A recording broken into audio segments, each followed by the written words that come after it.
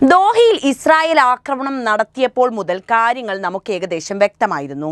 അമേരിക്കയുടെ കണ്ണിന്റെ മുന്നിൽ കൂടി ഇസ്രായേൽ ഖത്തറിനെ ആക്രമിച്ചപ്പോൾ മൗനം പാലിക്കുകയായിരുന്നു US. ആക്രമണം നടന്നതിന് നിമിഷങ്ങൾക്ക് മുൻപ് തന്നെ ഖത്തറിൽ ആക്രമണം നടക്കും എന്ന സന്ദേശം അമേരിക്കൻ പ്രസിഡന്റിന് മുന്നിലെത്തിയിരുന്നു. എന്നിട്ടും യാതൊരു മുന്നൊരുക്കവും നടത്താൻ ഖത്തറിനെ അമേരിക്ക സഹായിച്ചില്ല. ഇതാണ് പറഞ്ഞത് ഖത്തറിനെ അമേരിക്ക ചതിച്ചതാണ് എന്നത്. കൂടെ നിന്ന് കഴുത്തറക്കുന്നവരാണ് അമേരിക്ക എന്ന് വീണ്ടും അവർ തെളിയിച്ചു കഴിഞ്ഞു. വിഷയത്തിലേക്ക് വരാം. അതിനു മുൻപ് നിങ്ങളുടെ അഭിപ്രായം കമൻ്റായിട്ട് ഇപ്പോൾ തന്നെ രേഖപ്പെടുത്തണേ. ദോഹയിൽ ഹമാസ് നേതാക്കൾക്കെതിരായി ഇസ്രായേൽ നടത്തിയ മിസൈൽ ആക്രമണത്തിന് ഏകദേശം 50 മിനിറ്റ് മുൻപ് ഇസ്രായേൽ പ്രധാനമന്ത്രി Benjamin Netanyahu American president Donald ട്രംപിനെ വിവരം അറിയിച്ചതായി 3 ഇസ്രായേലി ഉദ്യോഗസ്ഥരെ ഉദ്ധരിച്ച് ആക്സിയോസ് റിപ്പോർട്ട് ചെയ്തു.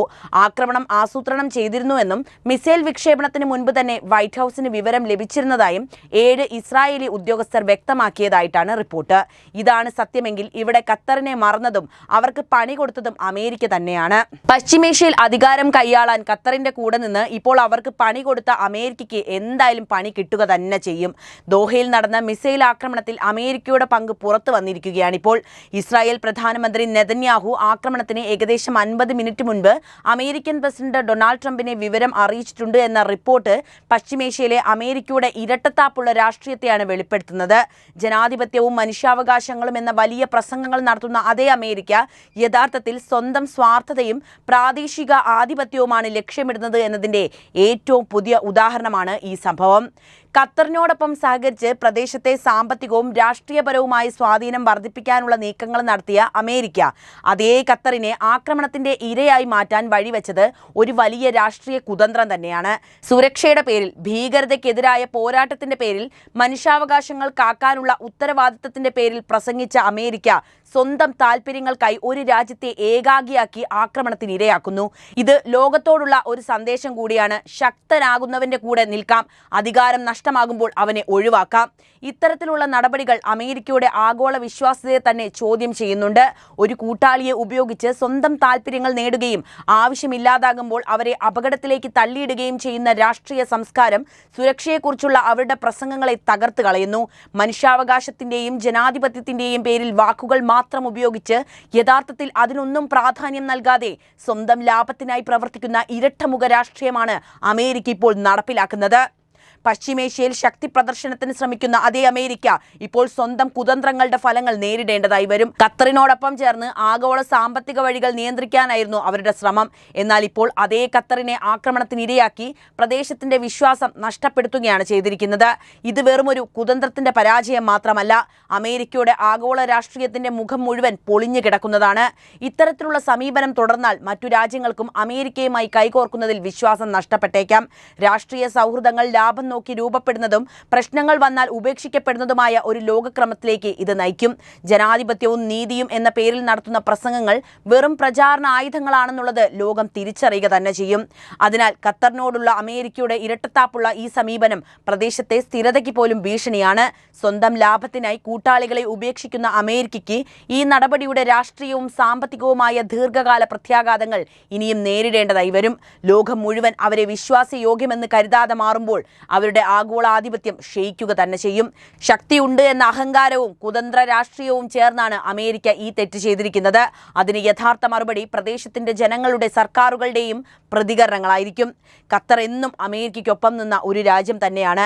സാമ്പത്തികമായി സഹകരിച്ചും സുരക്ഷാ കൂട്ടായ്മകളിൽ പങ്കെടുത്തും ആഗോള രാഷ്ട്രീയത്തിൽ അമേരിക്കയുടെ വിശ്വാസ്യത വർദ്ധിപ്പിച്ചുമാണ് ഖത്തർ ദീർഘകാലം മുന്നോട്ട് പോയത്.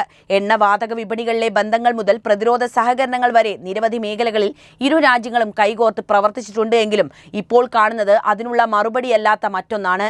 സ്വന്തം താൽപര്യങ്ങൾക്കായി കൂട്ടാളികളെ പോലും ഉപേക്ഷിക്കുന്ന അമേരിക്കയുടെ മുഖം പുറത്തു വന്നിരിക്കുകയാണ്. ഇപ്പോൾ ദോഹയിൽ ഹമാസ് നേതാക്കൾക്കെതിരായി ഇസ്രായേൽ നടത്തിയ ആക്രമണത്തിന് മുൻപ് അമേരിക്കയ്ക്ക് വിവരം നൽകിയതായി റിപ്പോർട്ടുകൾ വ്യക്തമാക്കുമ്പോൾ ഇത് വെറും സുരക്ഷാ വിവരമാറ്റം മാത്രമല്ല, മറിച്ച് കൂട്ടാളിയെ വഞ്ചിക്കുന്ന രാഷ്ട്രീയ തീരുമാനം കൂടിയാണ്. ഖത്തറിനെ പ്രാദേശിക ശക്തിയായി വളരാൻ സഹായിച്ച അമേരിക്ക തന്നെയാണ് അവസരം വന്നപ്പോൾ ആ രാജ്യം ഒറ്റപ്പെട്ടു നിൽക്കാൻ ഇടയാക്കി. ഇടയാക്കിയതും. ഇത് ഒരു വിശ്വാസവഞ്ചനയാണെന്നതിൽ യാതൊരുവിധ സംശയവും വേണ്ട. ഒരു രാജ്യത്തോട് സഹകരിക്കുക, അവരെ ആഗോള സാമ്പത്തിക രംഗത്തേക്ക് കൊണ്ടുവരിക, പ്രതിരോധ മേഖലയിൽ പങ്കാളിയാക്കുക എന്നിവയാണ് വിശ്വാസത്തിന്റെ അടിസ്ഥാനം. എന്നാൽ അതിന് വിപരീതമായി സ്വന്തം ലാഭം മുൻനിർത്തി കൂട്ടാളിയെ അപകടത്തിലേക്ക് തള്ളിയിടുന്നത് അമേരിക്കയുടെ രാഷ്ട്രീയ നൈതികതയെ തന്നെ ചോദ്യം ചെയ്യുന്നു. ഇതോടെ അമേരിക്കയുടെ ആഗോള നേതൃത്വം പോലും ക്ഷയിച്ചേക്കാം. ഇത്തരത്തിലുള്ള പ്രവർത്തികൾ ശക്തിയുടെ അഹങ്കാരത്തിന്റെ അധിഷ്ഠിതമായ ഒരു സാമ്രാജ്യത്വ രാഷ്ട്രീയത്തെ തുറന്നു കാണിക്കുന്നു. മനുഷ്യാവകാശത്തിന്റെയും ജനാധിപത്യത്തിന്റെയും പേരിൽ പ്രസംഗിക്കുന്ന അമേരിക്ക സ്വന്തം ലാഭം മാത്രം ലക്ഷ്യമാക്കി കൂട്ടാളികളെ ഉപേക്ഷിക്കുകയാണ്. ഇത് അമേരിക്കയുടെ പ്രസംഗങ്ങൾക്കുള്ള യഥാർത്ഥത്തിന് വിരുദ്ധമായ മുഖം മാത്രമല്ല, ലോകരാജ്യങ്ങൾക്കുള്ള മുന്നറിയിപ്പാണ്. ശക്തമായപ്പോൾ കൂടെ നിൽക്കും, സ്വാർത്ഥത കുറഞ്ഞാൽ ഉപേക്ഷിക്കും. ഖത്തർ ആഗോളവേദിയിൽ തുടർന്നും സ്വയം ശക്തമാകാനുള്ള ശ്രമങ്ങൾ നടത്തുക തന്നെ ചെയ്യും. എന്നാൽ അമേരിക്കയുടെ ഈ പ്രവൃത്തിയുടെ ഫലമായി അവർക്കുള്ള വിശ്വാസ്യതയ്ക്കും സുരക്ഷയ്ക്കും വലിയ പ്രതിസന്ധിയാണ് ഉയരുന്നത്. ഇത്തരത്തിലുള്ള ഇരട്ടത്താപ്പുള്ള രാഷ്ട്രീയത്തിന് ഇനി ലോകം വീഴ്ച കാണിക്കില്ല. നൈതികതയുടെ മുഖം കെട്ടിയ ആധിപത്യ രാഷ്ട്രീയത്തെ ചോദ്യം ചെയ്യുകയും കൂടുതൽ നീതിയുള്ള ബന്ധങ്ങൾ അന്വേഷിക്കുകയും ചെയ്യുന്നത് തന്നെയാണ് ഖത്തറിനും മറ്റ് രാജ്യങ്ങൾക്ക് മുന്നിലുള്ള വേഗവഴി.